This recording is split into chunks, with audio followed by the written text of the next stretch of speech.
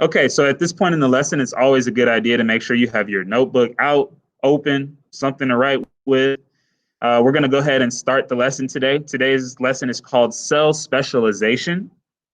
It's kind of a difficult word to get out. It kind of gets caught, or at least for me, it gets caught on the top of my tongue, specialization. Today is March 2nd, 2021. It's the 5th day of our 5th unit. The objective today is to explain how instructions in DNA lead to cell differentiation and result in cells specialized to perform specific functions in multicellular organisms. That's kind of a mouthful, but we will break down these terms: cell differentiation, cell specialization. We're going to talk about what that means. One of the overall themes of our course, though, is that structure equals function. Structure determines function. I want you all to keep that in mind as we go through today's lesson. And then the essential question today: how does genetic information code for the production of a protein, which is, of course, made out of amino acids?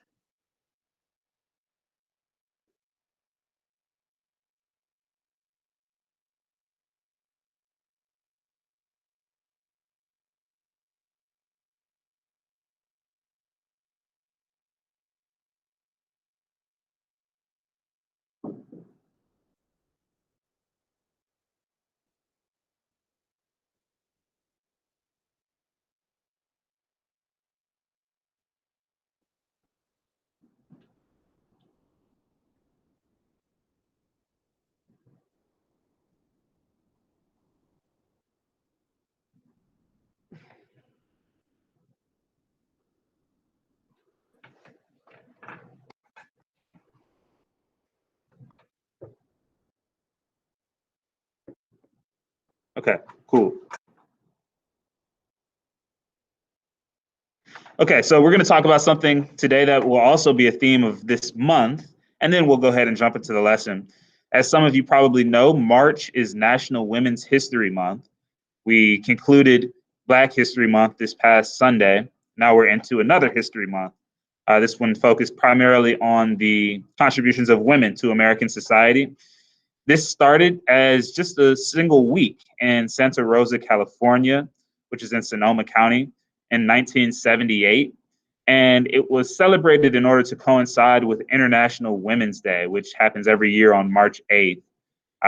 And it quickly spread to other communities across the country in the following years.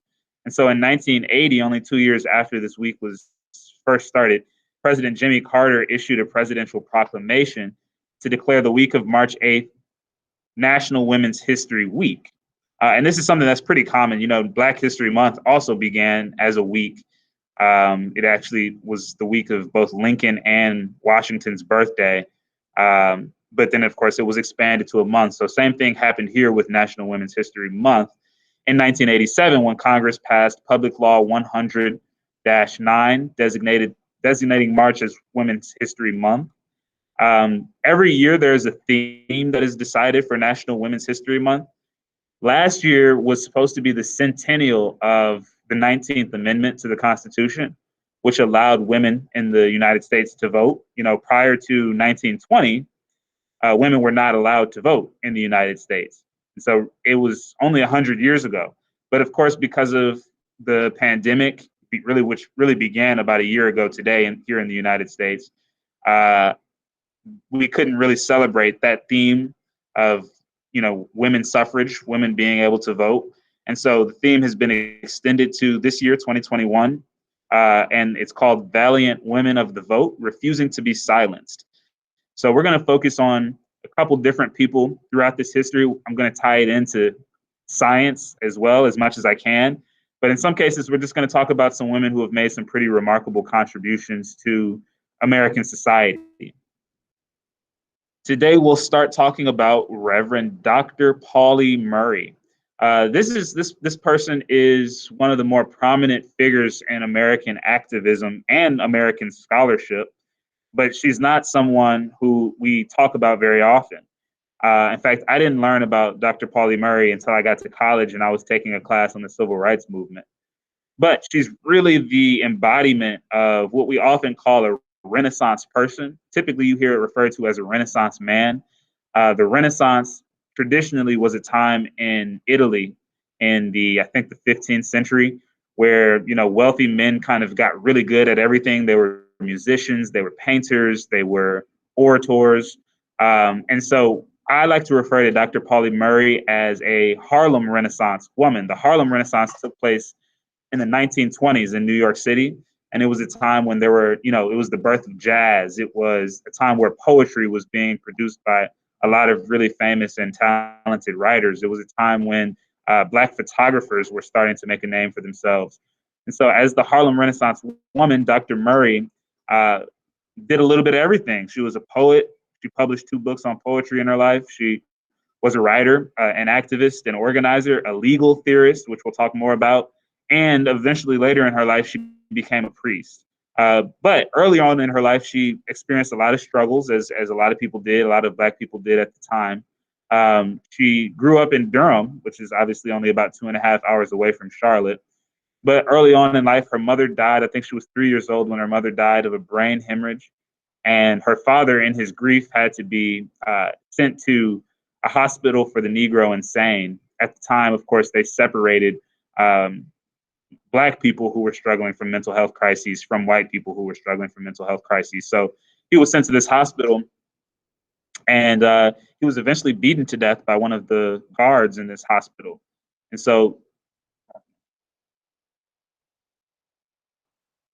so this experience forever changed her life. And she said that becoming an orphan, had a profound impact on her identity, not only as a young person, but also, as she became an adult. And so she was a really talented student as she grew up in Durham, living with aunts and uncles.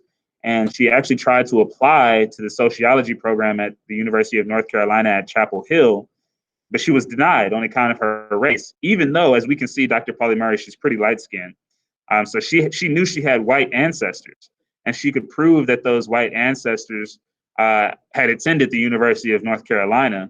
But even then, despite the fact that she had literally family members who had gone, they wouldn't allow her to attend because she was Black.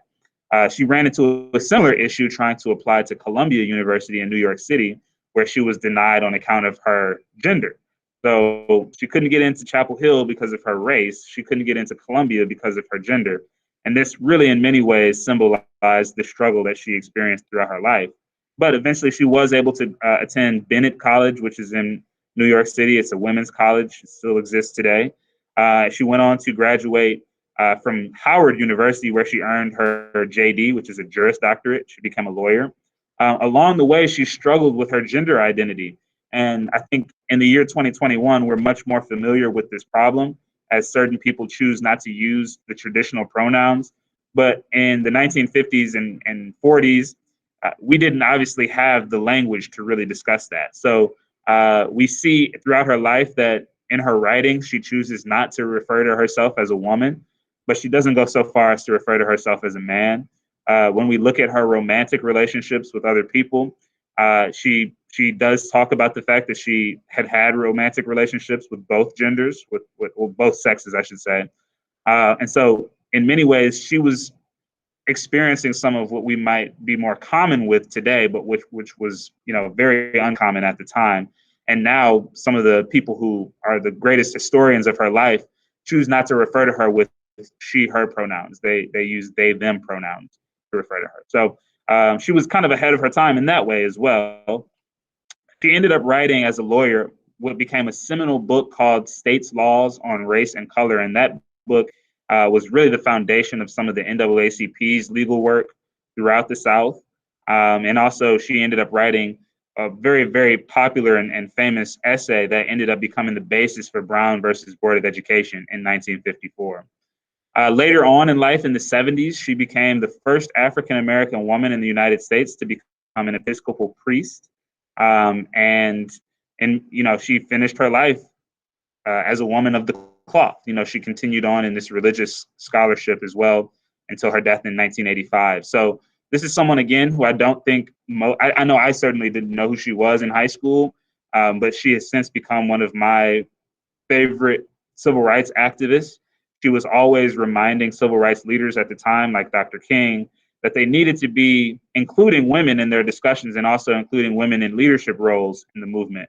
And so I've always was really courageous in that way. So hopefully you guys learned something about Dr. Murray, and we'll move on. Okay. So we kind of covered it a little bit in the warm-up, and we got a lot of help from Ardesia and Brianna and Breon. But this overall process is one that we keep coming back to. So please make sure that, at this point, you should have written it down, because this is the third or fourth time that we've seen the same slide. But we're talking about this process of protein synthesis. And that just means to make proteins. We start off with DNA in the form of genes. Excuse me, that DNA gets transcribed to mRNA. mRNA is translated to amino acids, and then those amino acids become proteins. So we're going to talk more about the importance of that final step, those proteins, and how they contribute to the traits today. But before we do that, we're going to play a quick Kahoot. What time is this period? 9:49. Okay.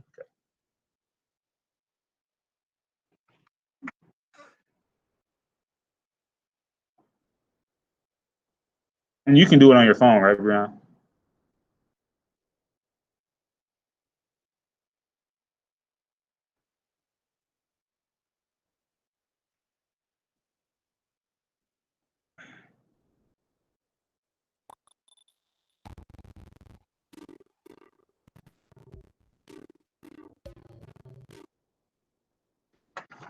All right.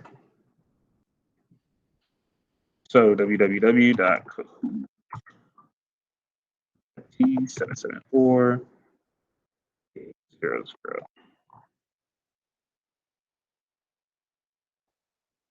All right, folks, so go ahead and join this Kahoot as quickly as possible so we can start the game.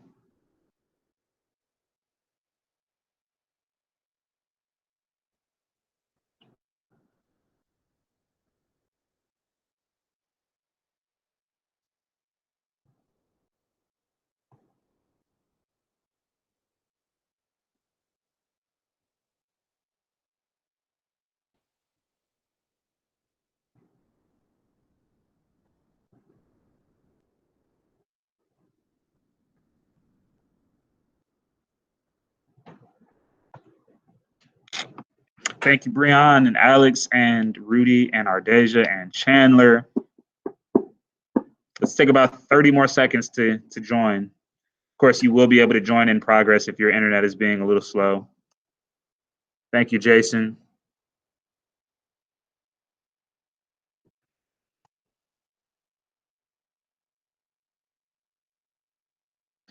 Thank you, Pedro.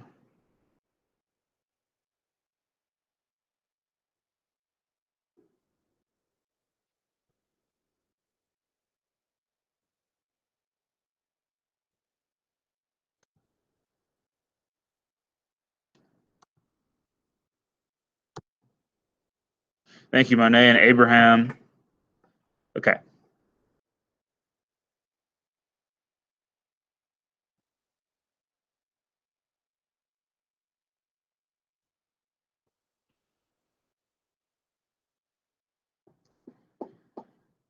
First question. Type of RNA that brings the amino acids to the ribosome. What type of RNA is that? It brings the amino acids to the ribosome.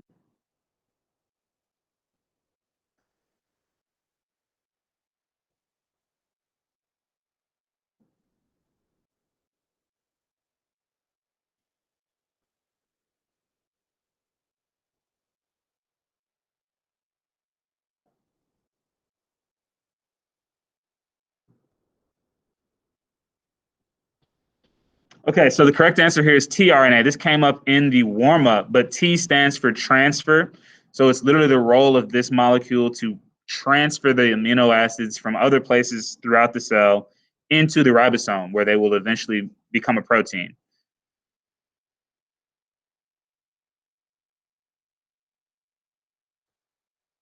Struggled with that one a little bit.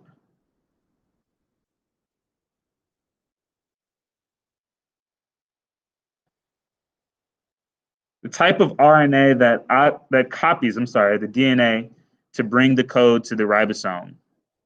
What is the copy of DNA?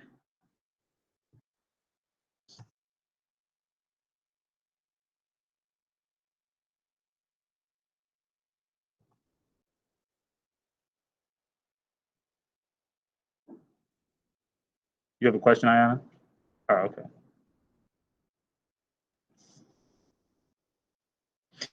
Yeah, so this is the mRNA. The DNA gets transcribed and becomes mRNA.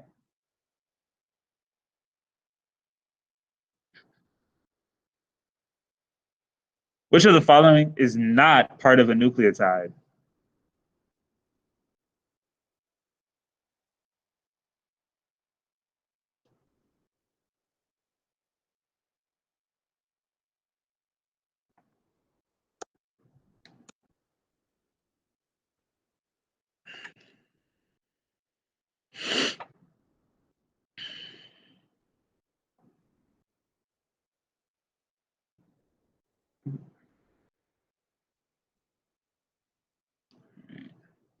Okay, this was a tough one for us. Let's take a look at the media. Try to move the mouse backwards. So this first structure over here is the phosphate group. The second structure is the 5-carbon sugar. We can see the 5 carbons. They're numbered 1, 2, 3, 4, 5. And the third structure over here is the nitrogen group. So you see that N that stands for nitrogen. So the answer here, which one of these is not part of the nucleotide, is polymerase. We don't see that as a part of a nucleotide. That's kind of a throwback question to Unit 1, but we also talked about it last week. Good job, Abraham and Monet. What happens in the process of transcription?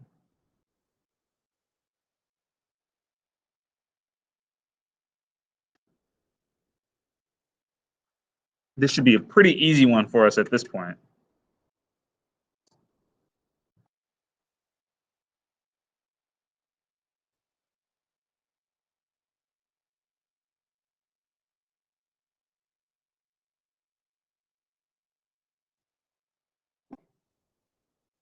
Yeah, transcription is when the DNA makes a strand of mRNA. It's transcribed into mRNA.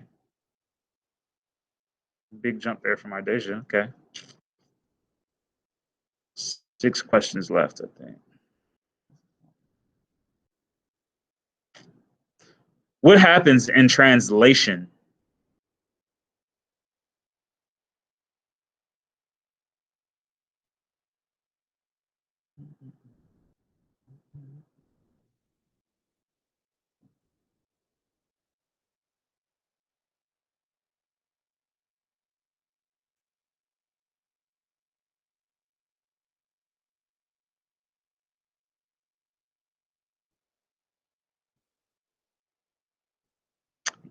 Okay, good. So in translation, the mRNA transcript is used to make a protein, to make amino acids, or to link amino acids together, I should say. Good job, Ardesia. The grouping of 3 bases on the mRNA are blank, and the 3 on tRNA that match are called blank. The grouping of 3 bases on the mRNA are blank, and the 3 on tRNA that match are called blank.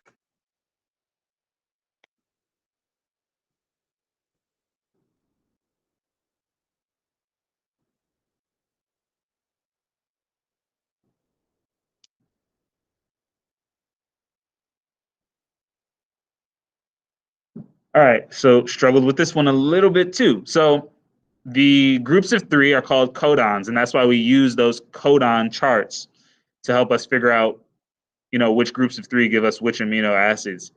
There's a part of each tRNA molecule that matches with those codons and is called the anticodon. So guys, what we should be doing as we play these games, when we get something wrong, maybe we should learn from it and try to write it down. So this is, we're not doing this just for fun. Maybe it is a little bit of fun to you, but we should also be using it as a learning opportunity. So as you're getting something wrong, make sure you just might want to write it down. The grouping of 3 bases on the mRNA is called a codon. On the tRNA, the ones that match are called anticodons. Just try to get better with every little thing that we do in class. Good job, Jason, and whoever the other 2 people are who got that right. We get chained together using what get chained together using peptide bonds to make a protein?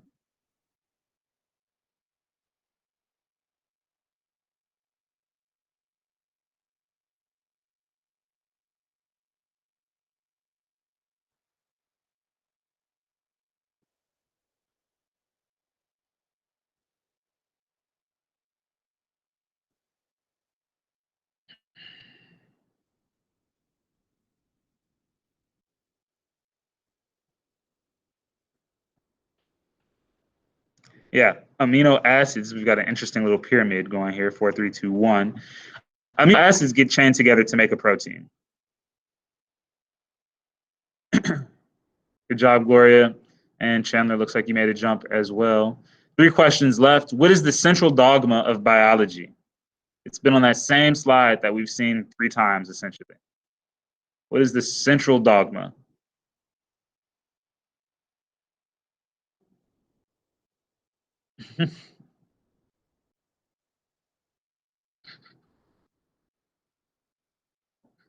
Just place those 3 things, those 3 phrases in the correct order.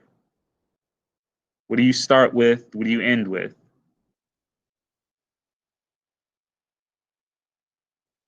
Good. All right. So we're starting with DNA. We're starting inside of the nucleus with DNA, and then we're going to end with our goal, which is a protein.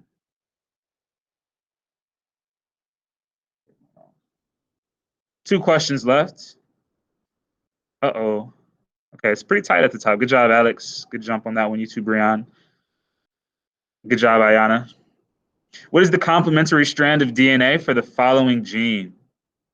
Take your time. Make sure you get this right. We're looking for DNA here, the complementary strand of DNA.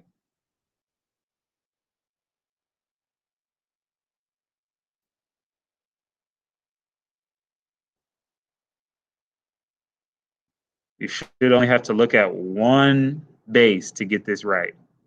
The very first nitrogen base, or nucleotide base, I'm sorry.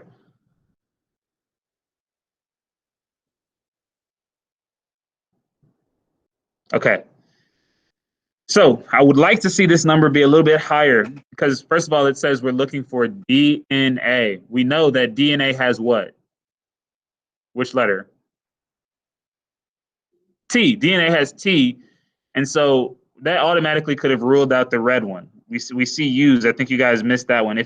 If we were talking about transcription, the 3 of you who did mark the red answer choice would be correct.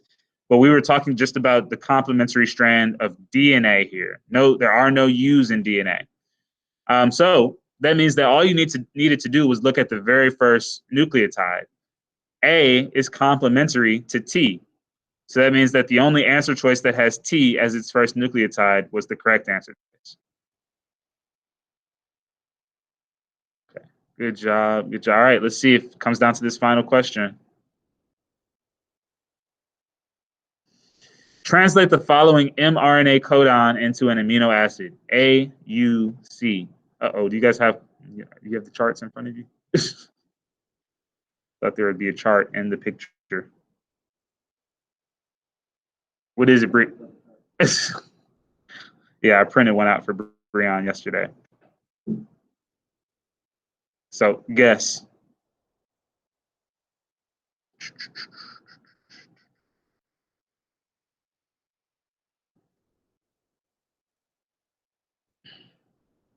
Wow, somehow 4 of you got it right, and I assume you guessed. But yeah, if you were to have the chart in front of you, A is your first base. So that, I believe, places you in the 3rd column. Is that correct, Brian? I'm sorry, the 3rd row. U is your second base, so that places you in the 1st column. And then C is your 3rd base, so that tells you that instead of it being methionine, it's isoleucine. Is that correct, Brian? A is the 3rd row, is the 1st column.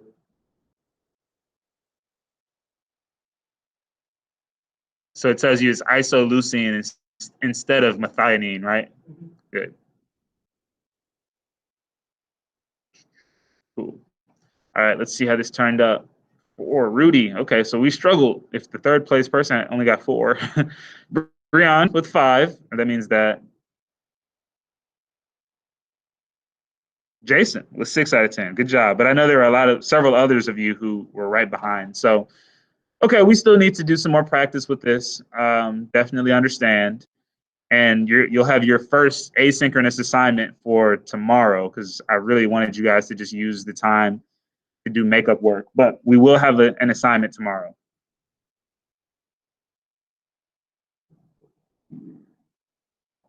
Okay, now we're going to jump back into the notes.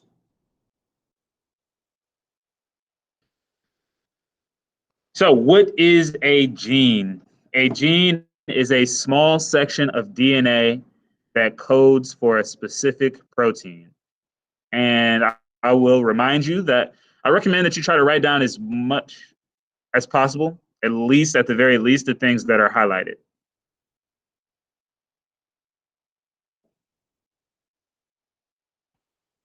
So we can kind of think about it as a gene is like a chapter of the book of DNA.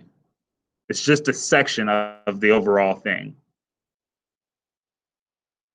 Just like a book has multiple chapters, DNA has multiple genes.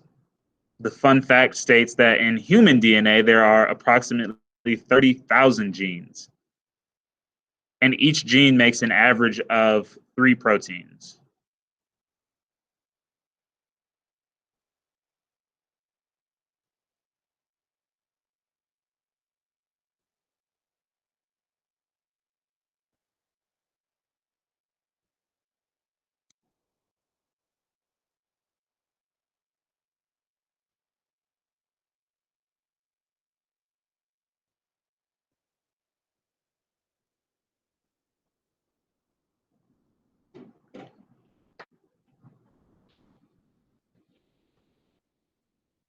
And again, I'll just restate my analogy. A gene is like a chapter of the book of DNA. So you can, hopefully, that helps you to remember it. Or it's like one house on the block, or one slice of the pie. It's just a section of the overall thing.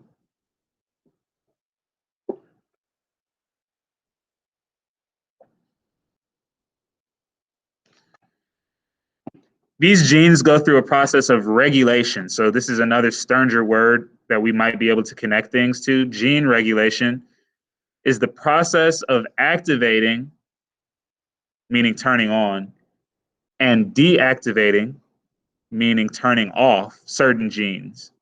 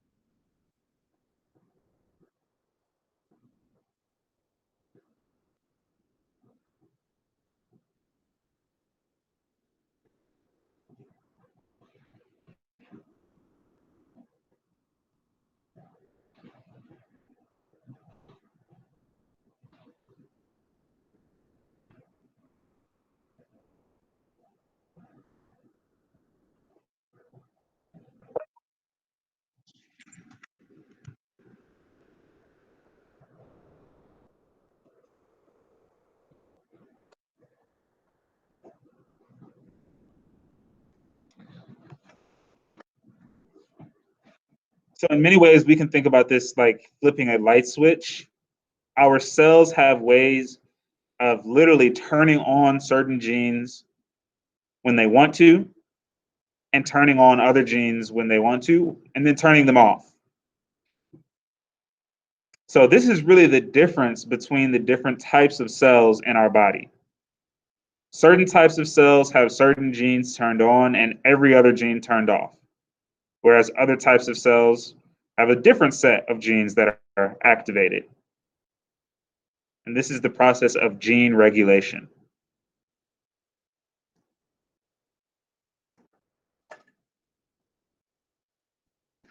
Now, it's so important that we remember all cells have the entire copy of DNA. Every cell in your body has your entire genome, all 3 billion bases.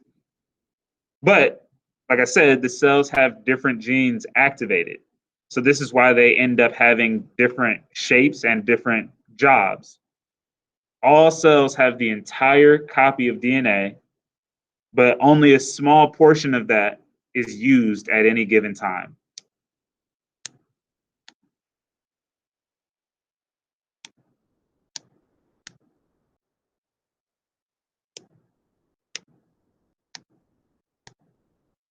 So it's not that it's not that the cells in your brain have more DNA than the cells in your heart or the cells in your muscle. They all have the same DNA. They just have different sections of that DNA turned on. It would be like if we all had the exact same house, but I spent a lot of time in my bedroom, so my light was always on there, whereas you spent a lot of time in your living room, so your lights were always on there. It's just different. We've got same, exact copies of things, different activation. So this process of gene regulation controls what proteins are produced in each cell, because each type of cell is responsible for producing different proteins. The cells that are in your skin produce different proteins than the cells that are in your tongue. And those produce different proteins than the cells that are in your liver.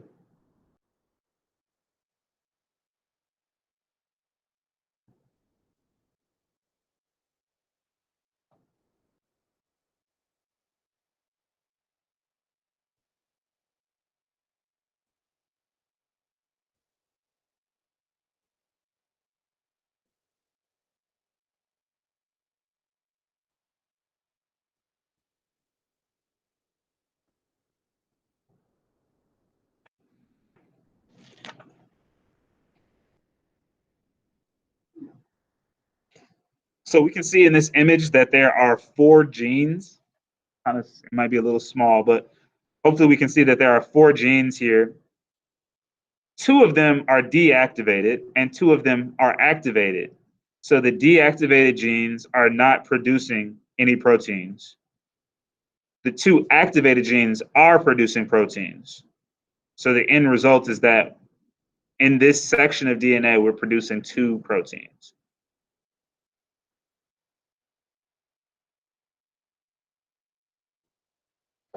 This process of gene regulation is controlled by 2 things: electrical signals and chemical signals. Electrical signals are carried by neurons, and neurons are special cells that can carry electrical charges in our bodies. And then the chemical signals are carried by hormones. So hormones are a specific class of proteins that allow our cells to communicate with one another. The cells are always essentially talking to one another, saying, hey, you need to go ahead and produce these proteins, or you need to stop producing this protein. We've got enough of it. And in order to do that, the cells are going to have to activate and deactivate different genes at different times. This is a very, very complex and ornate process, super sophisticated.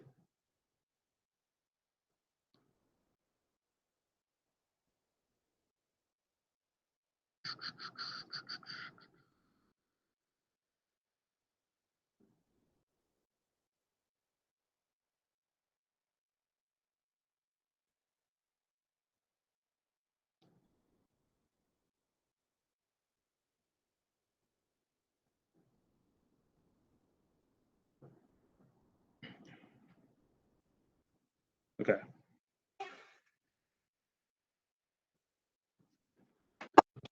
Now, whereas the genes obviously play an important role in determining which proteins are produced, the environment also plays an important role.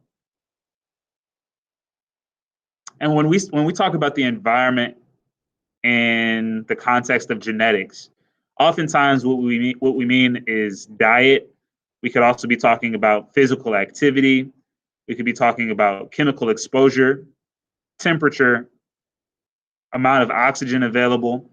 All of these things also have an impact on the proteins that our bodies produce.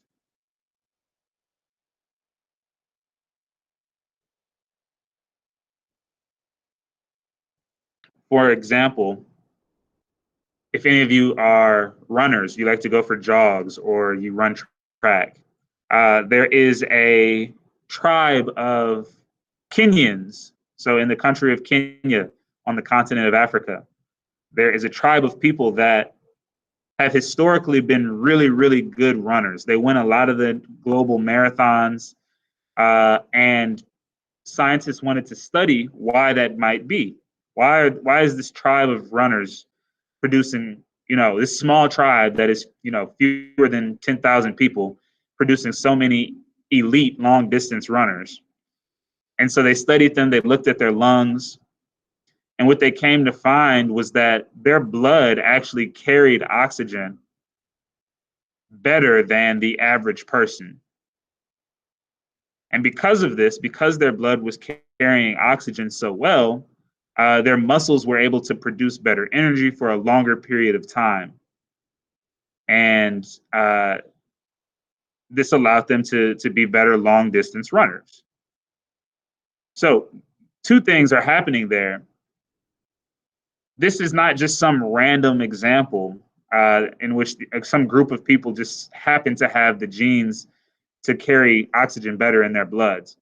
That happened because of their environment. So the scientists started to study where these Kenyan people lived, and they found that because of the fact that they were living in a relatively high altitude area, over time, over many thousands of years, they had their bodies adapted to carrying oxygen better because they weren't getting exposure to enough oxygen in their environment.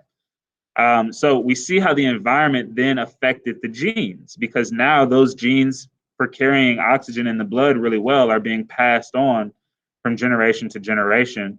And this allows them to do something that, human beings obviously weren't running marathon races even 300 years ago. So this is a relatively new activity, but it has allowed them to do that activity really well.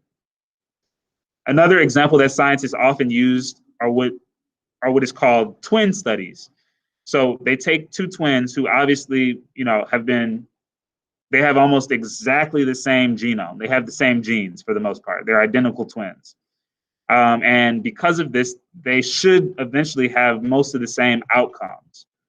But we can look at these twins and see how they've been exposed to different things throughout their lives and see how the outcomes might be different. So in one case, scientists looked at a pair of twins who grew up in different households because they were adopted. They were identical twins, but they ended up having slightly different skin tones because one grew up in an area where there was a lot of sun, and the other grew up in an area where they weren't getting as much exposure to the sun. So they ended up having pretty different skin tones later on in life.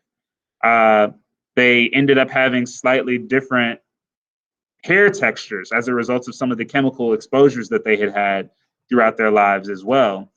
So the environment played a role, but even with all that, despite the fact that they lived and grew up in totally different places, they still had some really striking similarities as well. They both found that they were really, really good at memorizing things, and that made them good at math. Even though, they didn't necessarily grow up being told that they needed to do math. So we always have this interplay between the genes and the environment. We can't really say for certain which one is more in control at any given time. Okay, so obviously, March is National Women's History Month, but it's also important that we acknowledge that October is Breast Cancer Awareness Month. Of course, women are not the only people who can get breast cancer. People who are born male can get breast cancer as well. So we should be aware of that. But I want you all to think about How might a person's likelihood of developing breast cancer be affected by both their genes and their environment? What do you all think? How might a person's likelihood of developing breast cancer be affected by both their genes and their environment?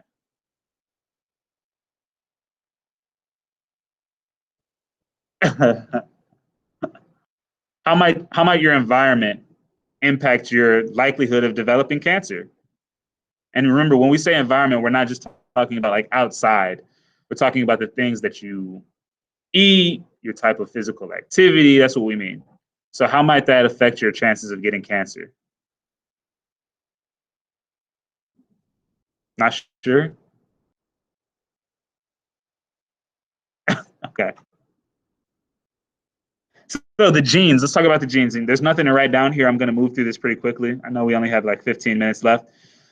So there are two genes that research has shown actually impact a person's likelihood of developing breast cancer. Now, keep this in mind. Earlier, I told you that the human DNA has about 30,000 genes. So this is a very, very small portion of the genes that make us who we are.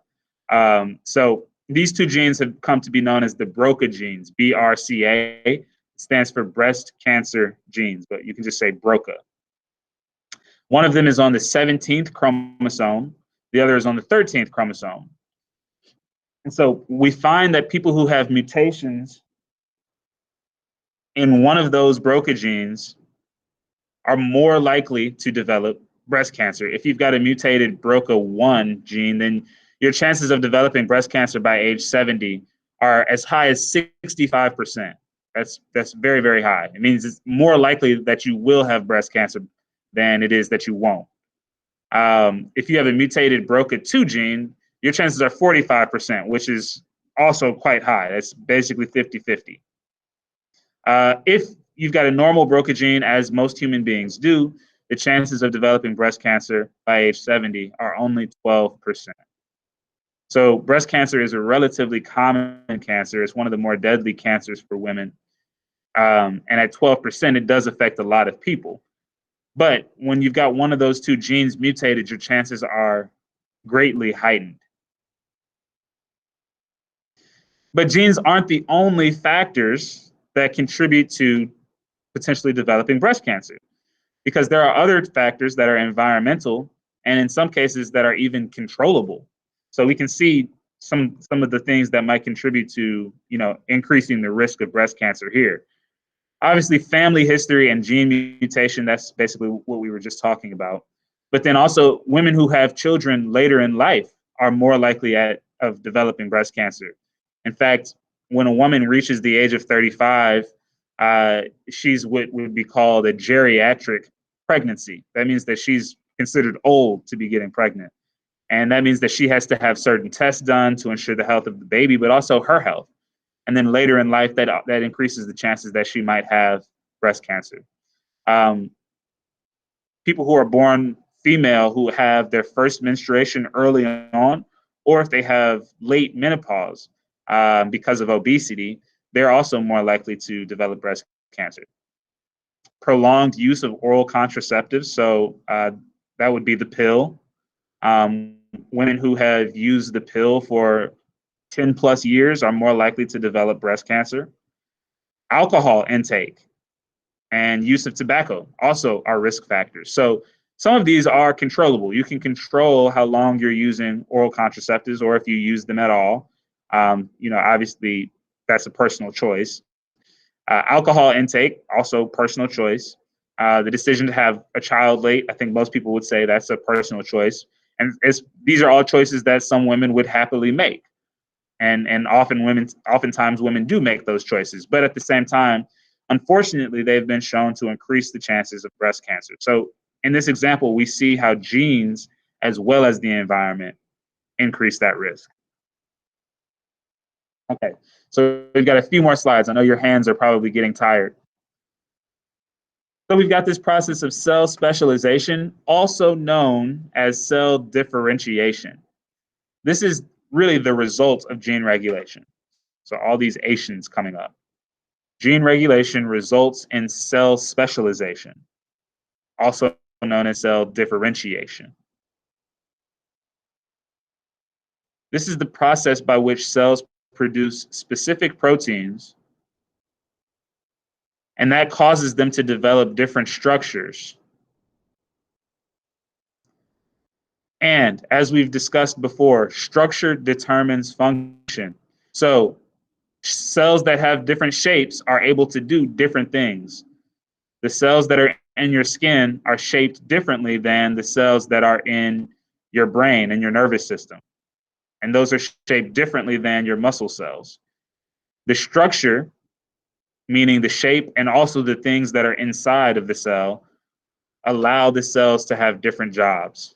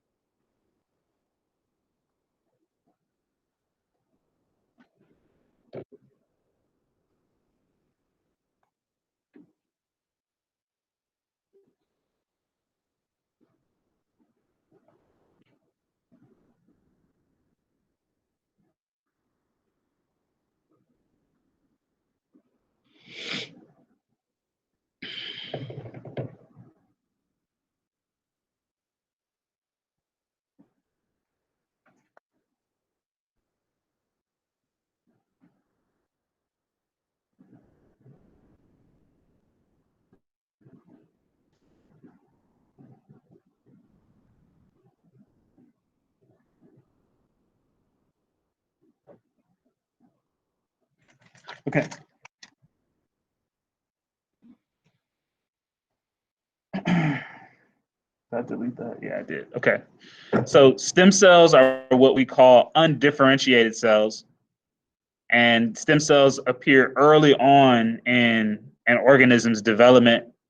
So babies, when they are still just embryo, they're just basically collections of stem cells.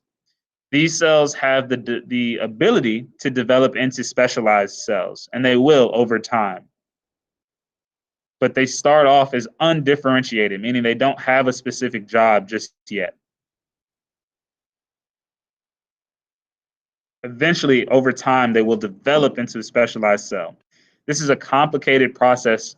Those of you who might go on to become nurses or doulas or OBGYN physicians, you'll learn a lot more about this process and how very early on in the first few weeks of pregnancy, it's a very, very important time for the child's development, as these stem cells will eventually get assigned a job.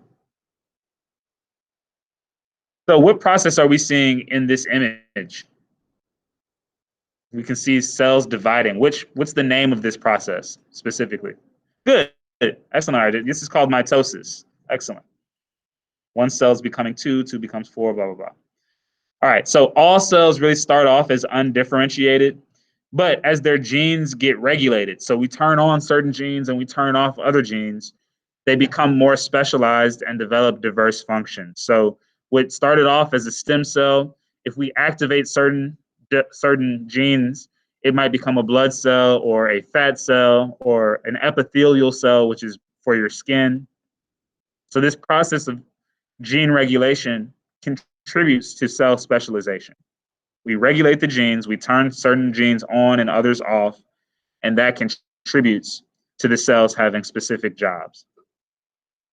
Okay, I think we're approaching the end, so I know it's a long one. But here's an image. We can see the Carnegie stages. So pretty early on, as we can see, the most important features start to develop. The cells that will eventually become the brain start to develop. The cells that will eventually become the heart start to develop. But they start off primarily as stem cells. Okay, we'll skip this. All right. So I know we only have 3 minutes left. For some of you, that probably will be enough time to knock out the exit ticket, and I would encourage you to do that. I know we have Hawk Time coming up, so some of you might have Hawk Time A lunch, and you can just kind of bleed into that time. If you've got Hawk Time B lunch and you have somewhere to be, then maybe you can take care of the exit ticket when you get there. But it's the Unit 5, Day 5 exit ticket.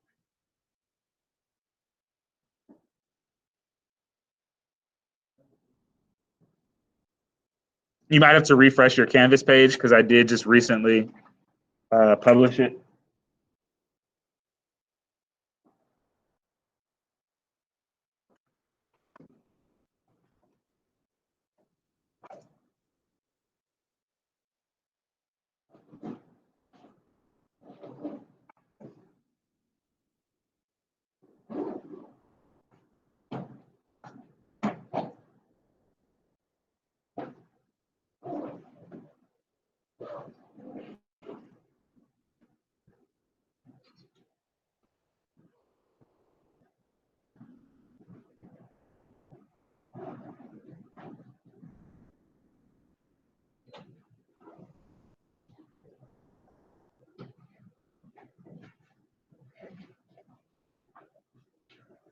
Did it work, Brian?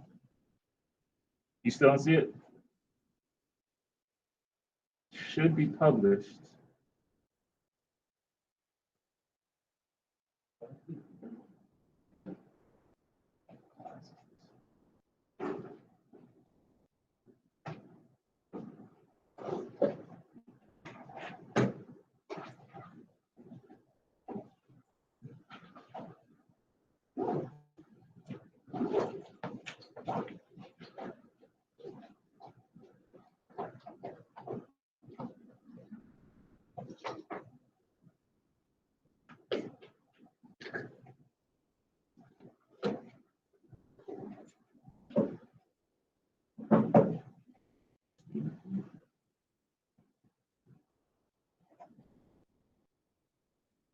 The internet is so slow in this school.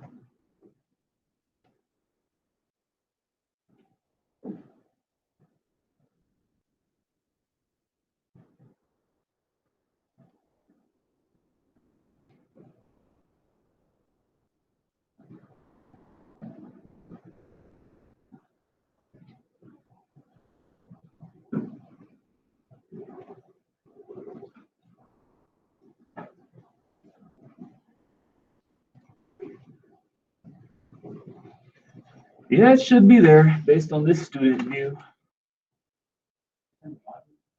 Yeah, it's in the module. Okay, see you all. Have a good day. Thanks, Ardesia. Good job. I like that hoodie.